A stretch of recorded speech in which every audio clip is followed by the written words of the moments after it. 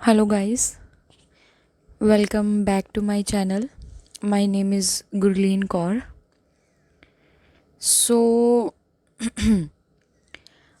हमने जो अपनी ये इकोनॉमी की सीरीज़ स्टार्ट किया है उसमें अभी तक मैं 2 लेक्चर्स जो हैं वो ले चुकी हूँ।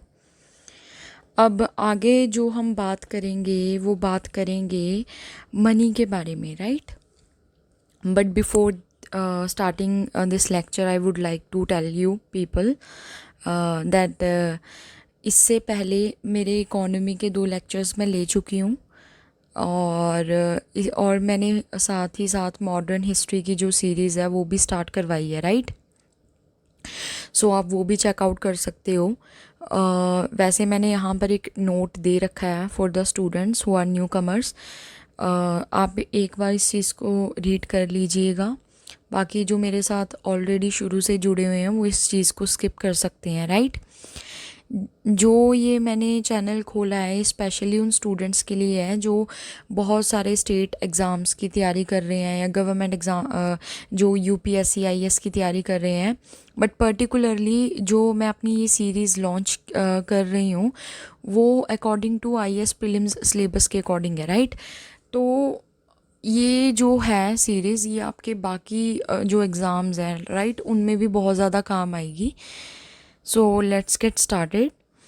सो आज हम चैप्टर स्टार्ट करने लगे हैं, लेकिन इससे पहले मैं बता दूं कि जो मैंने इकोनॉमी का फर्स्ट और सेकंड लेक्चर लिया था उसमें हमने बेसिक्स से स्टार्ट किया था, जिसमें हमने बात की थी एडम स्मिथ के बारे में। देन हमने सोशल काइंड्स ऑफ इकोनॉमी देखा जिसमें हमने socialist, mixed economy, capitalist economy इनके बारे में पढ़ा, राइट? फिर हमने मैक्रो इकोनॉमिक्स, माइक्रो इकोनॉमिक्स के बारे में देखा। फिर हमने pro crony and pro business जो टॉपिक है, इन दोनों में जो डिफरेंस है उसके बारे में देखा।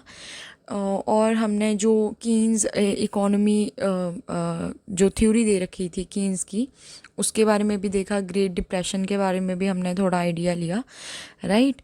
सो आज भी अभी हम आज का भी जो चैप्टर होगा वो थोड़ा बेसिक होगा, right?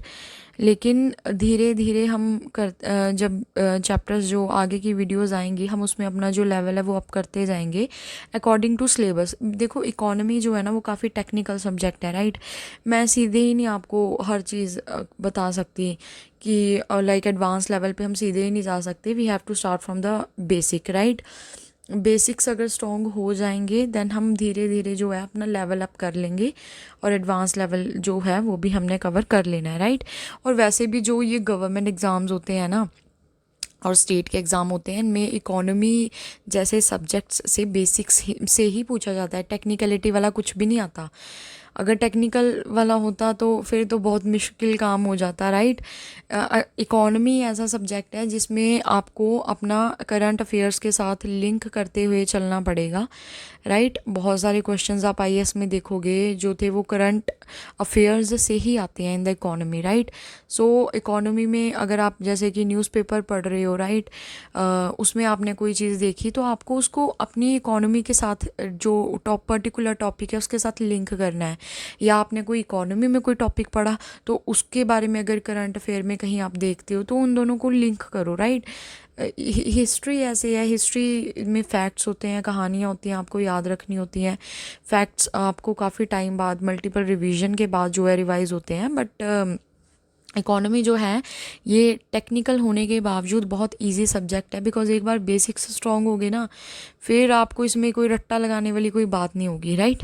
So let's get started. So आज हम बात करेंगे मनी के बारे में, right? So what is money? Money क्या है, मनी क्या करती है, ये आपको पता ही होगा कि money is what money does. Money वही है जो मनी करती है, राइट? देखो मनी ही को हिंदी में बोलते हैं पैसा। और आपको पता है कि दुनिया में हर चीज़ जो है वो पैसे से ही जो है हम खरीदते हैं, राइट? अब आप ऐसे मत बोलिएगा कि नहीं फ्रेंडशिप हो गई, प्यार हो गया, ये सब पैसे से नहीं आता। वो थोड़ी अलग बातें हैं, लेकिन हम अगर एक नॉर्मली बात करें, एक ऐसी सिचुएशन ले जहाँ पर हमने डेली लाइक अपना गुजारा करना है डेली का, राइट। उसके लिए हमें खाना चाहिए। फॉर खाने के लिए क्या होगा, खाने के लिए हमें चीज़ें मार्केट से ख़रीदनी पड़ेंगी, राइट। और अगर ख़रीदनी पड़ेंगी मार्केट से, उसके लिए वी नीड मनी। और अगर चलो मार्केट से ख़रीदनी भी नहीं, उगानी है, उगाने के लिए भी आपको सीड्स वगैरह आप जो लोगे, फर्टिलाइजर्स वगैरह जो आप लोगे, ये भी तो किससे आएगा, मनी से ही आएगा, राइट। सो मनी जो है डेली इकोनॉमिक एक्टिविटीज़ में हमारी हेल्प करती है, राइट। सो मनी के बारे में हम देखेंगे। सबसे पहले हम देखेंगे मनी का एवोल्यूशन कैसे हुआ, राइट।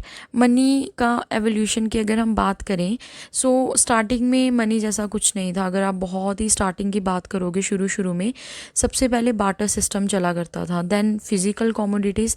डोंट वरी, इनके बारे में हम आगे डिस्कस करेंगे आराम से, राइट। सो उसके बाद पेपर मनी आ गई, देन गोल्ड वगैरह, right, then credit cards, debit cards, then electronic money. So ये जो मनी थी, ऐसे ऐसे करके मनी का जो है, फिर क्रिप्टो करेंसी आप देखोगे, बिटकॉइंस वगैरह, बिटकॉइन जो थी वो सबसे पहली क्रिप्टो करेंसी थी। डोंट वरी, क्रिप्टो करेंसी पे भी हमारा डेडिकेटेड वीडियो मैंने उस पर बना रखी है, वो जल्द ही आ जाएगी मोस्ट प्रोबेबली। इसी वीडियो के बाद ही उसके बारे में हम बात करेंगे, राइट। सो एवोल्यूशन मनी का ऐसे हुआ। तो स्टार्टिंग कहाँ से हुई, हम अगर देखें बार्टर सिस्टम से। बार्टर सिस्टम क्या होता है, हम सबसे पहले इसके बारे में देखेंगे, राइट। बाकी जो क्रेडिट कार्ड्स हैं, इलेक्ट्रॉनिक मनी है, ये तो आप आज के टाइम में भी देखते हो, लेकिन बहुत कम लोगों को बार्टर सिस्टम के बारे में पता होगा। बार्टर सिस्टम जो है वो एक ऐसा सिस्टम होता है कि लाइक इसमें ना आप, इसमें मनी इन्वॉल्व नहीं होती, राइट। इसमें क्या होता है कि आप एक चीज़ देते हो और दूसरी चीज़ लेते हो, लेकिन मनी का इन्वॉल्वमेंट इसमें बिल्कुल भी नहीं होता, राइट। सो इसमें फिर किस चीज़ का इन्वॉल्वमेंट होता है, देखो बार्टर सिस्टम में ना हम एक दूसरे से चीज़ें जो हैं वो आदान प्रदान करते हैं, राइट। उनका लेन देन होता है। जैसे कि यहाँ पर आप देख सकते हो, जस्ट अ मोमेंट, हाँ जी, यहाँ पर आप देख सकते हो कि ये दो पर्सन्स है, राइट। ये पर्सन नंबर 1 है, दिस इज़ पर्सन नंबर 2। यहाँ पर इसके पास कुछ वेजिटेबल्स हैं, इसके पास कुछ फ्रूट्स हैं। अब इस बंदे को, सॉरी मैंने गलत बोल दिया, इस बंदे को कुछ इसके पास फ्रूट्स हैं, लेकिन इसको चाहिए क्या, वेजिटेबल्स। और इस बंदे की अगर बात करेंगे, इसके पास वेजिटेबल्स आप देख सकते हो, यहाँ ब्रिंजल पड़े हैं, लेकिन इसको क्या खरीदना है, क्या चाहिए, फ्रूट्स, राइट। सो इन्होंने क्या किया, अब इन्होंने देखा कि सामने ये बंदा फ्रूट्स लेके खड़ा है, राइट। इस बंदे ने, पर्सन जो 2 है, उसने पहले पर्सन से क्या ले लिया, फ्रूट्स ले लिए। और इसने, बंदे ने, इसको वेजिटेबल्स चाहिए थे, राइट। इसने पर्सन 1 ने पर्सन 2 से क्या ले लिए, ब्रिंजल ले लिए, राइट। तो यहाँ पर आपने देखा है कि बार्टर सिस्टम में चीज़ों का एक्सचेंज हुआ है, लेकिन विदाउट मनी। यहाँ मनी का कोई इन्वॉल्वमेंट नहीं था इसमें, बस उसको जो चीज़ चाहिए थी वो उसको दूसरे से मिल गई, और दूसरे को जो चीज़ चाहिए थी वो उसको उससे मिल गई, right. So barter system is a type of system in which there is exchange of goods and services but without use of money, as simple as that. इसमें कुछ ज़्यादा डिफ़िकल्ट नहीं था, राइट। हाँ जी, अब हम इसमें और भी एग्जांपल देख लेते हैं। जैसे कि हम बात करते हैं, फॉर एग्जांपल हम बात करते हैं सऊदी अरेबिया एंड इंडिया की, राइट। सऊदी अरेबिया और इंडिया, आपको पता है कि हम सऊदी अरेबिया से जो है वो ऑयल इंपोर्ट करते हैं, राइट। या कोई भी कंट्री ले लो कि हम किसी कंट्री से कोई चीज़ जो है वो इंपोर्ट करते हैं, लेकिन चलो हम यहाँ पर एग्जांपल सऊदी अरेबिया के लिए है, सो हम उसी के बारे में ही बात करेंगे। सऊदी अरेबिया से मान लो कि इंडिया और सऊदी अरेबिया जो है वो उस टाइम में है जहाँ पर मनी का यूज़ नहीं होता, राइट। मान लो एक ऐसी सिचुएशन ले लो कि हाइपोथेटिकल सिचुएशन ले लो कि एक ऐसी सिचुएशन है जिसमें 2 कंट्रीज़ हैं, इंडिया ने ईरान या सऊदी अरेबिया, चलो सऊदी अरेबिया, इंडिया और सऊदी अरेबिया, राइट। अब वहाँ पर करेंसी कुछ भी नहीं है, कोई करेंसी नहीं है। अब वो दोनों को क्या करना है, एक दूसरे से ट्रेड करना है, राइट। मान लो कि इंडिया जो है उसने सऊदी अरेबिया से ऑयल के बदले जो है कुछ एग्रीकल्चरल आइटम्स दे दी, राइट। अब और इंडिया ने क्या किया, इंडिया ने एग्रीकल्चरल आइटम दे दी और सऊदी अरेबिया ने उसके बदले में क्या दे दिया, ऑयल दे दिया, राइट। मतलब सऊदी अरेबिया को एग्रीकल्चर आइटम्स की ज़रूरत थी तो उसने इंडिया से वो इंपोर्ट कर ली, और इंडिया को किसकी ज़रूरत थी, इंडिया को ज़रूरत थी ऑयल, तो उसने उस एग्रीकल्चर आइटम्स के बदले ऑयल को जो है वो इंपोर्ट कर लिया। सो यहाँ पर आप देख, वैसे ऐसे होता नहीं, नॉर्मली क्या होता है, नॉर्मली इंडिया जो है पेमेंट करता है। अगर हम आज की बात करें, इंडिया अगर ऑयल लेगा सऊदी अरेबिया से तो वो उसको पेमेंट करेगा किस में, डॉलर में, राइट। अब डॉलर में जो पेमेंट करनी है उसके लिए क्या करना पड़ेगा कि जो इंडियन रुपी या उसको डॉलर में चेंज करवाना पड़ेगा, फिर उसको सऊदी अरेबिया को देना होगा, फिर सऊदी अरेबिया जो था उसको अपनी करेंसी में कन्वर्ट करेगा, राइट। आज ऐसे होता है, लेकिन अगर बार्टर सिस्टम होता तो ऐसा कुछ भी नहीं होता, राइट। आपको करेंसी चेंज करवाने की कोई ज़रूरत नहीं पड़ती, बिकॉज करेंसी है ही नहीं, तो एक्सचेंज कैसे करवाओगे।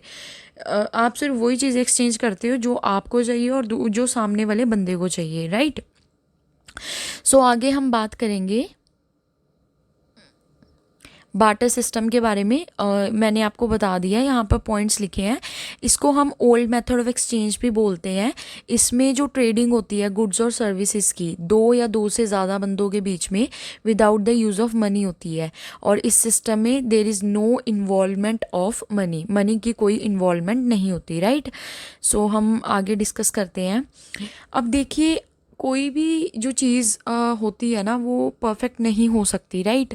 हर चीज़ के प्रोज एंड कॉन्स होते हैं। ऐसे ही जो बार्टर सिस्टम है इसमें बहुत सारे इश्यूज आ रहे थे, लेकिन इश्यूज डिस्कस करने से पहले I want to tell you something.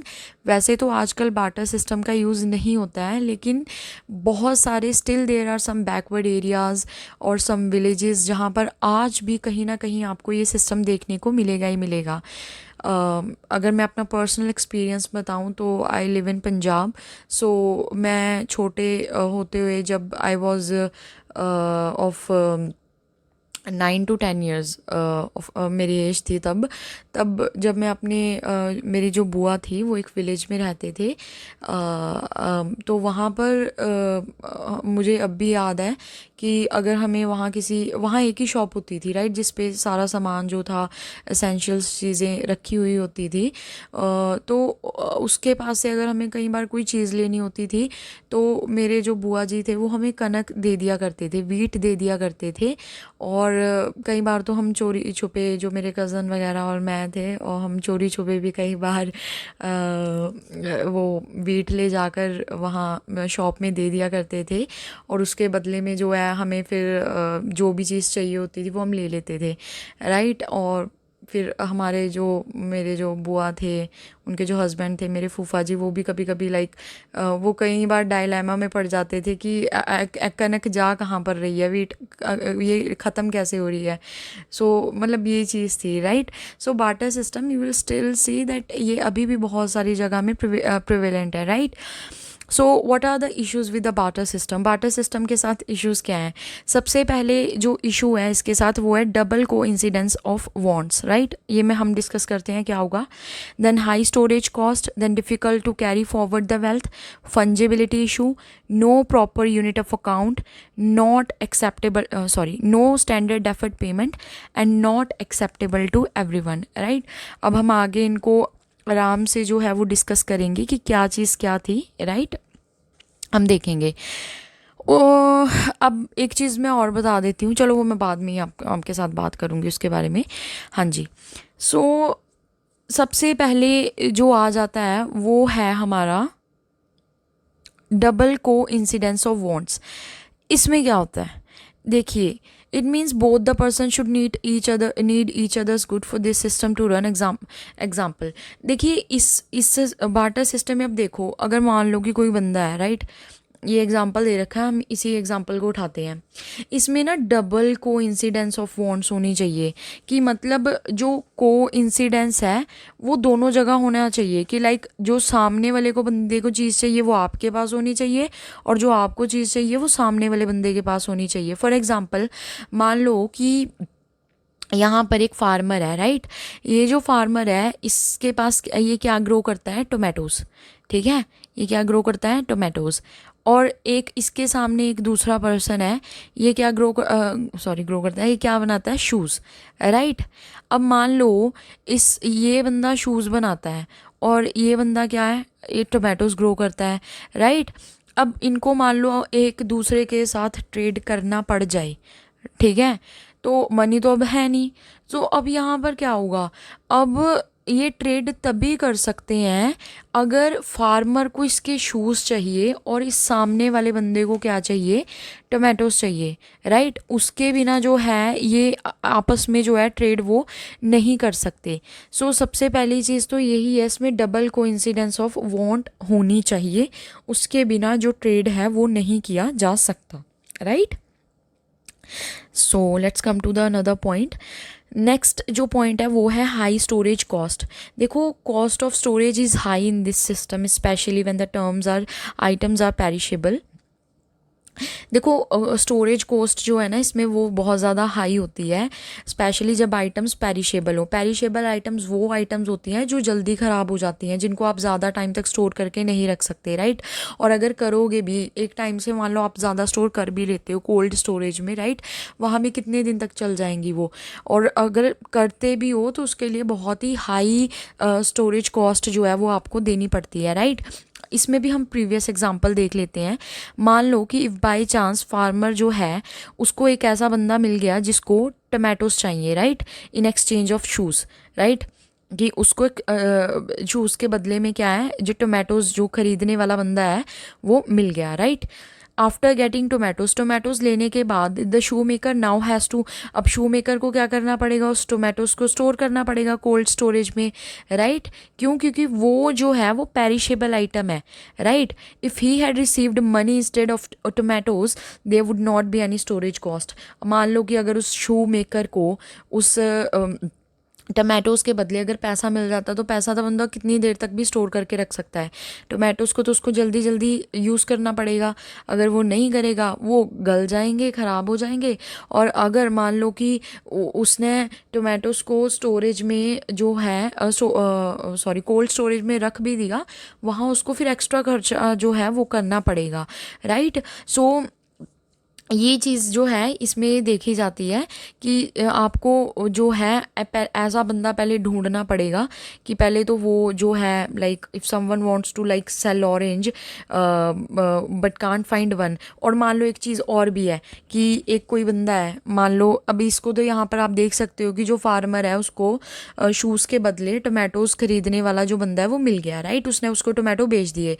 पर मान लो कि अगर उसको टोमेटो खरीदने वाला बंदा नहीं मिलता, फार्मर्स को अपने पास ही टोमेटोज़ को रखना पड़ता, राइट, उसको बेचने वाला कोई मिल ही नहीं रहा, तो उसके खुद के लिए भी उसकी स्टोरेज कॉस्ट जो है वो काफ़ी ज़्यादा क्या है, हाई आ जाएगी, right. So that's all about high storage cost. अब हम नेक्स्ट पॉइंट के बारे में बात करते हैं। नेक्स्ट है difficult to carry forward the wealth. देखो, जो ये बार्टर सिस्टम होता है ना, इसमें इम्पॉसिबल होता है वेल्थ को ट्रांसफ़र करना, राइट, फ्यूचर जनरेशन के लिए, बिकॉज गुड्स जो हैं पेरिशेबल होती हैं। लाइक मनी है, मनी को आप स्टोर करके रख सकते हो, मनी को आप अपने बच्चों को या अपनी फ्यूचर जनरेशन को जो है अपने मरने के बाद या मरने से पहले जो है वो ट्रांसफ़र कर सकते हो, राइट, क्योंकि मनी जो है वो ख़राब नहीं होने वाली। यहाँ पर फॉर एग्जांपल दे रखा है कि मान लो कि आफ्टर गेटिंग टोमेटोज़ जो शू मेकर है वो 10-12 दिन बाद मर जाता है। ये एग्जांपल आप ले लीजिए, 10-12 दिन बाद वो मर जाता है। अब जो उसका बच्चा है वही ऑनर होगा उस टोमेटोज़ का, राइट। और इफ़ आफ्टर सम टाइम मान लो कि अब 10-12 दिन, अब ऑब्वियस है ना उसके फादर की डेथ हुई है, राइट। वो टोमेटोज़ तो ऐसे है नहीं कि फादर की डेथ हुई साथ के साथ ही टोमेटोज़ बेचेगा, वो भी उस चीज़ से बाहर निकल रहा होगा, या वो उस चीज़ में दूसरी साइड बहुत बिजी होगा, उसको टाइम नहीं मिला होगा। तो आफ्टर सम टाइम अगर वो टोमेटोज़ को बेचने के लिए जाएगा तो उस टाइम तक तो जो टोमेटोज़ का स्टॉक है वो क्या हो जाएगा, वुड हैव बीन स्पॉइल्ड, ख़राब हो जाएगा और वो नहीं बेचा जा सकता। सो आप इसमें टोमेटोज़ को आगे जो है वो कैरी फॉरवर्ड नहीं कर सकते, राइट। मैंने काफ़ी इजी एग्जांपल्स रखे हैं ये समझाने के लिए, ताकि आपको अच्छे से जो है चीज़ें वो हैं वो याद रहें, राइट। नेक्स्ट पॉइंट है हमारा फंजिबिलिटी इशू। फंजिबिलिटी इशू क्या होता है? देखिए फंजिबिलिटी का मतलब क्या होता है, देखो अगर मैं कहूँ कि कोई आइटम फंजेबल आइटम है मतलब उसकी डिवीजन हो सकती है, राइट। यहाँ पर लेकिन फंजिबिलिटी का अगर इशू आ रहा है मतलब यहाँ पर division is not possible, division यहाँ पर पॉसिबल नहीं है। लाइक कुछ गुड्स ऐसी होती हैं जिनको आप डिवाइड नहीं कर सकते, राइट। सो इसलिए ये सिस्टम जो है उन चीज़ों के लिए सूटेबल नहीं है। फॉर एग्ज़ाम्पल जैसे कि मान लो एक फार्मर है, ठीक है, इसके पास जो है वो 250 मैंगोज़ हैं, राइट। कितने मैंगोज़ हैं? 250 मैंगोज़ हैं। और इसको जो है वो क्या चाहिए, इसको काऊ चाहिए। क्या चाहिए? काऊ चाहिए, इसको काऊ चाहिए। बट फार्मर जो है ये चाहता है कि मैं जो मान लो कोई एक और फार्मर है यहाँ पर, जस्ट अ मोमेंट, हाँ जी। तो मान लो एक यहाँ दूसरा फार्मर है, ये जो फार्मर है, ये जो फर्स्ट फार्मर है, इसके पास 250 मैंगोज़ ही हैं, इसके पास और मैंगोज़ नहीं है और इसको काऊ चाहिए। लेकिन जो दूसरा फार्मर है ये बोलता है कि मैं जो काऊ है वो अपनी 500 मैंगोज़ के बदले ही दूंगा, इसको 500 मैंगोज़ चाहिए, राइट। तो अब क्या ये जो फार्मर है ये अपनी काऊ को कट करके देगा कि हाँ आपके पास 250 मैंगो है तो आधी काऊ ले जाओ? तो यही चीज़ है, यहाँ पर डिवीजन पॉसिबल नहीं है, right. Mango owner can not buy half of the cow as cow is not divisible. Cow जो है वो यहाँ पर डिविजिबल जो है वो नहीं है, राइट। सो ये चीज़ें होती हैं। उसके बाद हम नेक्स्ट टॉपिक पर, नेक्स्ट सॉरी जो इशू है उस पर आते हैं। So the next issue is no proper unit of account. इसका मतलब क्या है? That it is difficult to measure how much quantity in exchange of another commodity. कि आप अगर पर्टिकुलर कोई आइटम बेच रहे हो, दे रहे हो, उसके बदले में कोई दूसरी खरीद रहे हो, तो किसके बदले में कितना मिलेगा? ये देखो मैं आपको ना एक एग्जांपल से समझाती हूँ, या आप ना ध्यान से समझिएगा, आप कंफ्यूज हो सकते हो इसमें। मान लीजिए 3 पर्सनस हैं, राइट। ये ना मैं पहले पेन जो है उसको थोड़ा और छोटा कर लेती हूँ, हाँ जी। सो मान लो ये 3 पर्सन है, ये पर्सन 1 है, राइट, ये पर्सन 2 है, ये पर्सन 3 है। इनको नाम दे देते हैं ABC, राइट। अब पर्सन ए जो है ये मान गया कि मैं जो है वो 1 मस्क मेलन, बी के बाद, बी में और ए में बात हो रही है ये, ठीक है। अब जो ए है वो बोल रहा है कि मैं 1 मस्क मेलन दे दूंगा, राइट। और बी से इसको कितने 3 मैंगोज मिल जाएंगे, ठीक है। 1 मस्क मेलन के बदले इसको कितने मैंगो मिल जाएंगे? 3 मैंगोज मिल जाएंगे। अब मान लो दूसरा केस। अब दूसरे केस में क्या है, इसको ना मैं थोड़ा वो कर देती हूँ, दूर दूर लिख देती हूँ, आपको समझ नहीं आएगा। हाँ जी, ये है पर्सन 1, सॉरी मैं थोड़ी जल्दी करवा देती हूँ, आप वरना इरिटेट हो जाओगे। ये है पर्सन बी, राइट। ये है पर्सन हमारा सी। अब मान लो कि ये जो है पर्सन है ये इसको क्या देगा, इसको क्या देगा, ये 1 मस्क मेलन देगा, 1 मस्क मेलन देगा, ठीक है। और बी से इसको क्या मिलेंगे? इसको मिलेंगे 3 मैंगोज़ इसके बदले में, ठीक है, 3 मैंगोज़, ओके। अब दूसरा केस देखो, दूसरे केस में अब यही पर्सन जो ए है वो अब बी को, सॉरी सी को बोल रहा है कि मैं आपको 1 मस्क मेलन दूंगा, इसको भी ये 1 मस्क मेलन ही देगा। लेकिन इसके पास मैंगोज़ नहीं है, सी के पास मैंगोज़ नहीं है, सी के पास ऑरेंजेस है। लेकिन वो बोल रहा है कि आपको फिर ऐसे नहीं कि अगर उससे उसको 1 मस्क मेलन के बदले मैंने 3 मैंगोज़ लिए तो आपसे भी मैं 3 ही ऑरेंजेस लूँगा। नहीं, मैं आपसे कितने ऑरेंजेस लूँगा? 4 ऑरेंजेस लूँगा। सो ये क्या हो रहा है, यहाँ पर 1 मस्क मेलन के बदले आप 3 मैंगोज़ दे रहे हो, वहाँ पर 1 मस्क मेलन के बदले 4 ऑरेंजेस दे रहे हो। फिर कहीं पर आप 1 मस्क मेलन के बदले कुछ और दे दोगे, मान लो कि 2 एप्पल्स दे दोगे, राइट। सो यहाँ पर 3 मैंगोज़ पर मस्क मेलन है या 4 ऑरेंजेस पर मस्क मेलन है। So there is no proper unit of account, कोई प्रॉपर यूनिट नहीं है चीज़ों को मेजर करने के लिए, राइट। आई होप सो आपको ये पॉइंट समझ आ गया होगा। वैसे ये बहुत ईजी है, अगर आप यहाँ से भी रीड करोगे तो आपको समझ में आ जाएगा। Let's get to the another point. Next जो हमारा पॉइंट है that is no standard deferred payment. So सबसे पहले आपको पता होना चाहिए कि जो ये डेफर्ड पेमेंट है, राइट, आपने सुना होगा डेफर्ड पेमेंट क्या होती है। देखो आपको पता है कि मनी जो है उससे हम क्या करते हैं, बाइंग एंड सेलिंग करते हैं गुड्स की, राइट। ट्रांजैक्शंस दो तरह की होती हैं, एक होती है कैश ट्रांजैक्शंस, एक होती है क्रेडिट ट्रांजैक्शंस, राइट। कैश में जो है हम चीज़ों को एक्सचेंज करते हैं कैश के बदले में, लेकिन जो हमारी क्रेडिट ट्रांजैक्शन होती हैं उसमें क्या होता है कि हम जो है चीज़ें क्रेडिट पर लेते हैं, right. Kind of a loan पर आप बोल लो, राइट। ईएमआईज आपने सुना होगा, ईएमआईज जो है हम भरते हैं चीज़ों की, राइट। तो वो क्या होता है, देखो काफ़ी इजी तरीके से, पहले ईएमआई की आपको फुल फॉर्म पता होनी चाहिए, इक्वेटेड मंथली इंस्टॉलमेंट। कई इसको इजीली मंथली इंस्टॉलमेंट भी बोलते हैं, लेकिन इसकी एग्जैक्ट जो फुल फॉर्म है that is equated monthly instalment, right.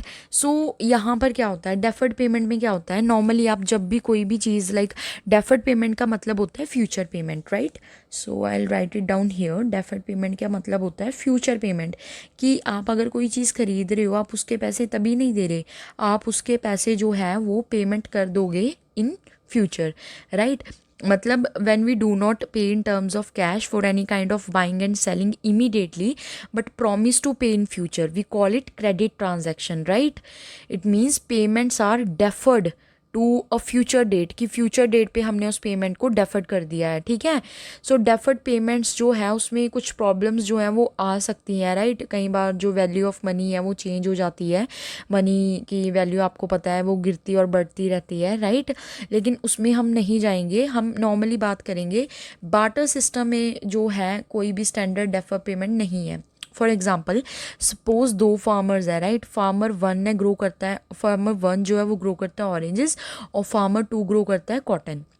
दोनों मान गए कि हम एक्सचेंज कर लेंगे अपनी क्रॉप्स एक दूसरे के साथ, वो उसको ऑरेंजेस दे देगा, वो उसको कॉटन दे देगा। सो क्रॉप ऑफ ऑरेंजेस जो हैं are ready, but crop of cotton will take 2 months to get ready. अब उनको तो टाइम लगेगा ना, कॉटन को टाइम लगेगा होने में, ऑरेंजेस रेडी हैं। मान लो कि फार्मर जो वन है वो अपने ऑरेंजेस दे देता है, राइट, उसने जो उगाए थे वो ऑरेंजेस दे देता है। लेकिन जो फार्मर टू है वो अपनी कॉटन तभी देगा ना जब उसकी कंप्लीशन हो जाएगी 2 months की, बिकॉज वो तभी जो है कॉटन बनेगी, right. So in such a case जो फार्मर टू है will make payment at later date, वो बाद की डेट पे पेमेंट करेगा। सो उसी पेमेंट को बोलते हैं डेफर्ड और डिलेड पेमेंट। अब यहाँ पर देखो उसने बोल दिया कि चलो मान लो कि मैं आपको 2 months के बाद क्या कर दूंगा, कॉटन दे दूंगा। बट आप इस केस में देखो ज़रूरी है कि उस 2 महीने में उसकी जो वो कॉटन है वो अच्छी ही हो, राइट। अगर तो साथ के साथ कॉटन होती, मान लो कि उसने ऑरेंजेस दे दी और उसने कॉटन दे दी, अब बंदे को कॉटन नहीं पसंद आई, वो अपने ऑरेंजेस ले लेगा कि नहीं भाई मुझे कॉटन की क्वालिटी नहीं अच्छी लगी, साथ के साथ दे दी। अब वो 2 महीने बाद थोड़ी है कि उसने तो अब उसके ऑरेंजेस जो थे वो ले लिए थे, राइट। सो ये चीज़ होती है।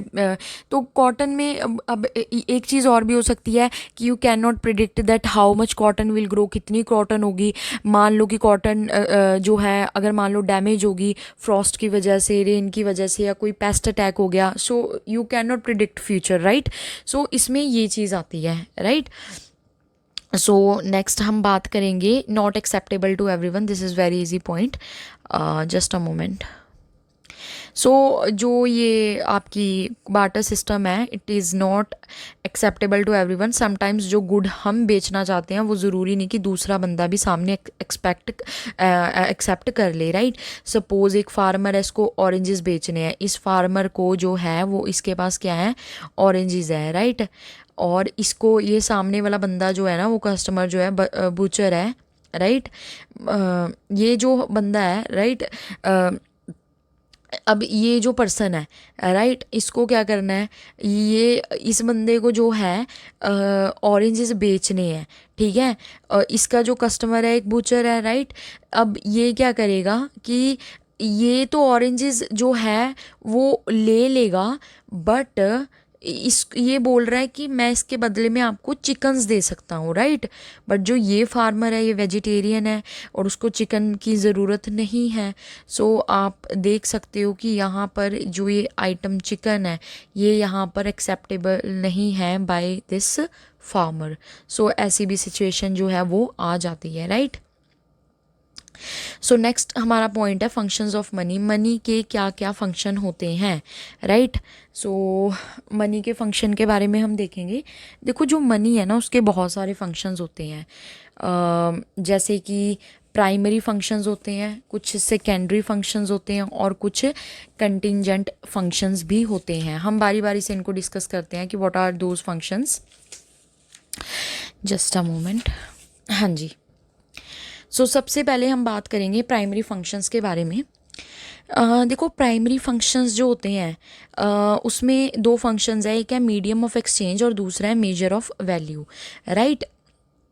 अभी ये क्या होता है, मीडियम ऑफ एक्सचेंज और मेजर ऑफ वैल्यू क्या होता है, राइट। देखो मेजर ऑफ वैल्यू का मतलब है कि मनी जो है it can be treated as the parameter of measuring the value of a product.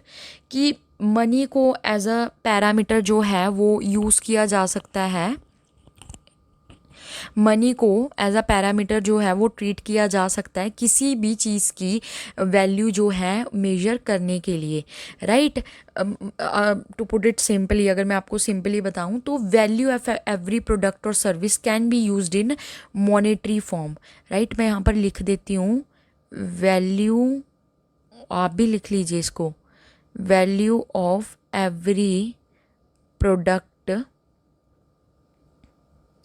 can be used in monetary form, in monetary form, right. For example आप India में अगर बात करोगे, एक एग जो है वो 5 रुपीज़ का है मान लीजिए, और मान लो कि एक ब्रेड जो है पैकेट उसकी जो प्राइस है that is 20 rupees, right. So यहाँ पर आप क्या कर रहे हो, आप मेजर ही तो कर रहे हो, प्रोडक्ट की जो वैल्यू है उसको माप रहे हो, और उसके लिए आप क्या है, मनी को एज अ यूनिट क्या है आप यूज़ कर रहे हो, राइट। सो मनी जो है वो चीज़ों को मेजर करने के लिए, चीज़ों की वैल्यू को मेजर करने के लिए यूज़ की जाती है, राइट। और आपको ये बताती है कि हाँ अगर 15 रुपीज़ का ब्रेड का पैकेट है तो आपको कितनी वैल्यू देनी पड़ेगी, आपको 15 रुपये एक्सचेंज करने पड़ेंगे, right, to carry out the transaction. So that is its primary functions. Now will talk about जो हमारा जो सेकेंड वाला प्राइमरी फंक्शंस है, प्राइमरी फंक्शन में आता है वो कौन सा है, वो ये है measure of value, right. So measure of value में क्या होता है, देखो मेजर ऑफ वैल्यू का मतलब होता है कि आप जो है जैसे कि फॉर एग्ज़ाम्पल मैं आपको एक एग्ज़ाम्पल देती, हाँ जी। मैं आपको मेजर ऑफ वैल्यू के बारे में अभी आई थिंक मैंने जो पीछे जो आपको चीज़ें बताई that is of measure of value, मैंने इन दोनों को ना इंटरचेंजेबली यूज़ कर लिया, सॉरी फॉर द मिस्टेक। जो अभी मैंने आपको पहली चीज़ बताई that was about measure of value, वो मेजर ऑफ वैल्यू के बारे में थी, राइट। अब जो मैं बता रही हूँ वो मीडियम ऑफ एक्सचेंज के बारे में बताऊँगी, डोंट वरी, आप दोबारा से सुन लीजिए। मीडियम ऑफ एक्सचेंज तो बहुत सिंपल है कि मनी को आप as an exchange of medium जो है यूज़ कर सकते हो, राइट। कोई भी अगर ट्रांजैक्शन करनी है, आपको कोई चीज़ लेनी है, कोई चीज़ देनी है, उसके बदले में आप क्या एक्सचेंज करोगे, मनी को, राइट। ये तो हुआ इसका प्राइमरी फंक्शन। और जो मेजर ऑफ वैल्यू है वो मैंने आपको जो पीछे बताई थी कि इसको it can be treated as parameter of measuring the value, कि आप इसको एज अ पैरामीटर यूज़ कर सकते हो किसी भी प्रोडक्ट की या किसी भी सर्विस की वैल्यू जो है वो मापने के लिए, राइट। कि जो मैंने बताया था कि एक जो मान लो कि एग इंडिया में 5 रुपीज़ का है सपोज, राइट, और मान लो कि एक ब्रेड का जो पैकेट है that is of 20 to 25 rupees. यहाँ पर आप क्या कर रहे हो, यहाँ पर आप मनी को यूज़ कर रहे हो कैसे, वैल्यू मेजर करने के लिए of all those products, right. अगर आपको किसी चीज़ की वैल्यू ही नहीं पता तो आप ट्रांजैक्शन को कैसे कैरी आउट करोगे, राइट। उसके लिए जो है इसको यूज़ किया जाता है, सॉरी फॉर द मिस्टेक।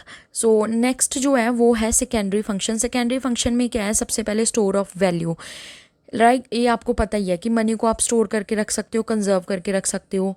आप अगर उसको स्टोर करके रखोगे तो आपकी जो वेल्थ है वो बनेगी, राइट। आप इसको फ्यूचर पर्पसेस के लिए भी स्टोर करके रख सकते हो, राइट। उसके बाद जो है वो है स्टैंडर्ड ऑफ डेफर्ड पेमेंट। ये मैंने आपको बताया भी था कि अगर आप कोई सर्टेन अमाउंट किसी से बोरो कर रहे हो, राइट, सो वो आपको रीपे करनी पड़ेगी विद इंटरेस्ट, राइट। सो उसका इंटरेस्ट कितना लगेगा, कितने परसेंटेज, ये आप मनी के फॉर्म में ही देखोगे। सो मनी से ही कन्वीनियंट हो जाता है इंटरेस्ट वगैरह पे करना, राइट। सो आप इसको as a standard of deferred payment में भी यूज़ कर सकते हो। सेकेंडरी फंक्शन में अब मैं आपको ना एक और फंक्शन भी बता देती हूँ। आप यहाँ पर मैंने लिखा नहीं है, वैसे वो इम्पोर्टेंट नहीं है, बट स्टिल आप लिख लीजिए, transfer of value, transfer of value. ये क्या होता है? देखो, इसमें आप जो मनी है ना, आप इससे जो गुड्स एंड सर्विसेज वो ख़रीद रहे हो, वो आप अपनी कंट्री के अलावा बाहर भी दूसरी कंट्री में जो है वो वैल्यू ट्रांसफ़र करके, ठीक है, आप उस चीज़ को ख़रीद सकते हो। फॉर एग्ज़ाम्पल कई बार आपने देखा होगा, एक और एग्ज़ाम्पल देती हूँ, जो बंदे बाहर जाते हैं, राइट, वो बाहर जो भी कमाते हैं वो एज अ रेमिटेंस जो है वो अपनी पर्टिकुलर अपनी जो नेटिव कंट्री है उसमें भेजते हैं। सो वो क्या कर रहे हैं, वो वहाँ पर वैल्यू को ट्रांसफ़र ही तो कर रहे हैं। सो मनी को as a transfer of value भी जो है वो यूज़ किया जाता है, राइट। नेक्स्ट आ गया contingent functions. What are the contingent function? सबसे पहला है employment of factor out inputs, distribution of national income, and third है basis of credit system. So हम बारी बारी से इसको डिस्कस करते हैं। तो अब देखिए, सबसे पहले कंटिंजेंट का मतलब क्या है? देखो, कंटिंजेंट का मतलब होता है कि means depending on something else, कोई चीज़ किसी दूसरी चीज़ पे डिपेंड कर रही हो, राइट। फॉर एग्जांपल अगर मान लो कि मैं आपको पूछूं कि आपका मई का महीने का कितना खर्चा है, तो आपने बोला कि वैसे तो 50,000 है, बट आपका आपको लाइक किसी बंदे को पैसे देने हैं। वैसे तो आपको पता है कि वो बंदा भी मांगने के लिए नहीं आएगा, लेकिन आपने बोल दिया कि अगर वो आ जाता है तो ना उस केस में आपको 20,000 जो है वो उसको देने पड़ेंगे, राइट। सो यहाँ पर जो 20,000 का खर्चा है वो किस बात पर डिपेंड करता है कि वो बंदा आएगा या नहीं आएगा, राइट। सो कंटिंजेंट फंक्शंस भी जो हैं ये भी जो है डिपेंड करते हैं दूसरी चीज़ों पे, प्राइमरी और सेकेंडरी फंक्शंस पे। मनी जो है उसको सबसे पहले कंटिंजेंट फंक्शंस के लिए नहीं लाया गया था, राइट, उसके प्राइमरी फंक्शंस के लिए लाया गया था। धीरे धीरे ये जो है कंटिंजेंट फंक्शंस भी जो है मनी वो है परफॉर्म करने लग गई, राइट। सबसे पहले हम बात करते हैं डिस्ट्रीब्यूशन ऑफ नेशनल इनकम की, और हाँ जी, पहले ये है एम्प्लॉयमेंट ऑफ फैक्टर इनपुट्स। अब देखो आप फॉर एग्ज़ाम्पल कि आप मान लो कि किसी भी पर्टिकुलर कंट्री में रहते हो, राइट, वहाँ पर गुड्स एंड सर्विसेज जो हैं वो बन रही हैं, राइट। अब गुड्स और सर्विसेज बनने में आपको पता है कि जो फैक्टर ऑफ प्रोडक्शन है उनका बहुत बड़ा कंट्रीब्यूशन होता है नेशन की डेवलपमेंट में। सो फैक्टर्स ऑफ प्रोडक्शन क्या होते हैं? प्रोडक्शन करने में जो जो चीज़ें काम में आई। अब प्रोडक्शन अगर कहीं जगह पर हो रही है, वहाँ जगह पर लैंड होगी, उस लैंड के ऊपर कोई फैक्ट्री होगी, उस फैक्ट्री में कुछ वर्कर्स होंगे, उन वर्कर्स का कोई मालिक होगा, राइट, और वो बिल्डिंग जो है या फैक्ट्री जो है वो रेंट पे भी ली गई हो सकती है, राइट, और उससे जो बिल्डिंग से जो प्रॉफिट आएगा वो वर्कर्स में भी डिस्ट्रीब्यूट होगा और ऑनर को भी मिलेगा। सो ये जो एम्प्लॉयमेंट के टाइम पे जो फैक्टर इनपुट्स हैं, राइट, जैसे कि वर्कर्स जो हैं, मान लो कि उनको वेजेस या सैलरीज देनी हो, लाइक फिजिकल वर्क के लिए वेजेस दी जाती हैं, एंड फॉर मेंटल वर्क और इंटेलेक्चुअल वर्क्स के लिए सैलरीज दी जाती हैं, राइट। सो वो देने के लिए अब क्या होगा? मनी का यूज़ होगा। अगर मान लो कि किसी बंदे ने अपनी फैक्ट्री जो है खड़ी करने के लिए उसमें इन्वेस्टमेंट की है, अब इन्वेस्टमेंट पे वो बंदा क्या देगा? इंटरेस्ट देगा, राइट। सॉरी, उसको इंटरेस्ट मिलेगा, इंटरेस्ट मिलेगा। अगर किसी मान लो किसी बंदे ने फैक्ट्री लगा रखी है और उसकी फैक्ट्री में किसी दूसरे बंदे ने इन्वेस्ट किया है, राइट, तो उसको इंटरेस्ट मिलेगा, क्योंकि जब फैक्ट्री को प्रॉफिट होगा तो उसको तो इंटरेस्ट मिलेगा ना। अब मान लो कि किसी ने अगर फैक्ट्री ओनर को वो बिल्डिंग दे रखी है रेंट पर, राइट, तो बिल्डिंग का जो रेंट है वो भी मनी के फॉर्म में दिया जाएगा, और जो प्रॉफिट होगा that will also be in the form of money. So ये जो factor of employment of factor inputs हैं, इनमें जो मनी है उसका यूज़ होता है जो डेली की ट्रांजैक्शंस वगैरह हैं उनको करने के लिए, राइट। सो जो आप वेजेस देते हो, सैलरीज देते हो, इंटरेस्ट देते हो, रेंट देते हो, प्रॉफिट देते हो, they all are determined and paid in terms of money, right. Then हम बात करते हैं डिस्ट्रीब्यूशन ऑफ नेशनल इनकम की। अब आप देख सकते हो कि फॉर एग्जांपल अगर आप इंडिया में रहते हो आप टैक्स पे करते हो, राइट? अगर आप किसी भी कंट्री में रहते हो यू हैव टू पे tax and just a moment, हाँ जी। अगर आप जब टैक्स पे करते हो, गवर्नमेंट को टैक्स पे कर रहे हो, गवर्नमेंट क्या करती है उसमें से सम अमाउंट ऑफ मनी जो है, आप देखते हो कि गवर्नमेंट जो है या बहुत सारा जो पैसा है वो जो पुअर पीपल होते हैं उनके वेलफेयर में लगाती है। लाइक कोई स्कीम्स जो है वो गवर्नमेंट ने लॉन्च कर दी या सब्सिडी दे दी, राइट? अब स्कीम भी लॉन्च की है तो उसमें भी पैसा इन्वेस्ट होगा, सब्सिडी दे रहे हैं वो भी पैसे की फॉर्म में देंगे। तो ये कहाँ से आ रहा है? ये टैक्स से ही आ रहा है, राइट? जो पूरी कंट्री के रेजिडेंट्स की जो इनकम है that is known as national income, और उस इनकम पे जो बंदा टैक्स देता है उसको गवर्नमेंट सब्सिडीज़ या स्कीम्स देने के लिए जो है वो मनी की फॉर्म में जो है वो देती है, right? That is the contingent functions of money. Then आ गया basis of credit system. This we have already discussed. मैंने आपको बताया है कि क्रेडिट पे आप जो ये EMIs या लोन्स वगैरह रहते हो, राइट? उसमें जो है वो आप इसको यूज़ करते हो, राइट? कि लाइक बजाज फाइनेंस के बारे में आपने सुना होगा कि कोई चीज़ अभी ले लो क्रेडिट पे, देन इसके आप जो पैसे हैं वो धीरे धीरे करके EMIs की फॉर्म में मंथली इंस्टॉलमेंट करके दे सकते हो, राइट? एक और मैं आपको बता दूं, यहाँ पर तो 3 कंटिजेंट फंक्शंस हैं विच आर, जो बहुत है आपके लिए, विच आर इनफ, राइट?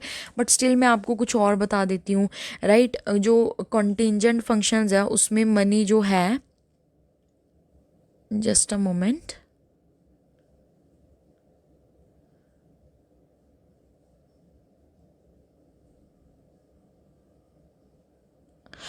हाँ जी। कंटिजेंट फंक्शन में आप जो है मनी जो है as a means of reducing gap between, just write down this point, rich and poor, right? यहाँ पर क्या है कि इनक्वालिटी को रिमूव करने के लिए या बहुत सारी वेलफेयर स्कीम इम्प्लीमेंट करने के लिए गवर्नमेंट जो है वो सब्सिडीज़ देती है, राइट? उसके लिए हम इकोनॉमिक प्लान वगैरह गवर्नमेंट बनाती है, उसकी पूरी वैल्यूएशन करती है, राइट? कि कितना पैसा खर्च होगा, कितना पैसा नहीं खर्च होगा, राइट? इन सब चीज़ों में किस चीज़ का यूज़ होता है? मनी का यूज़ होता है, राइट? ये जो means of reducing gap between rich and poor है, ये आपका जो पॉइंट है डिस्ट्रीब्यूशन ऑफ नेशनल इनकम, उसमें जो मैंने टैक्स के बारे में बात की थी उससे थोड़ा मिलता जुलता है, राइट? एक पॉइंट मैं आपको और बता देती हूँ, आप वो भी कर लीजिए, right? Basis of comparative study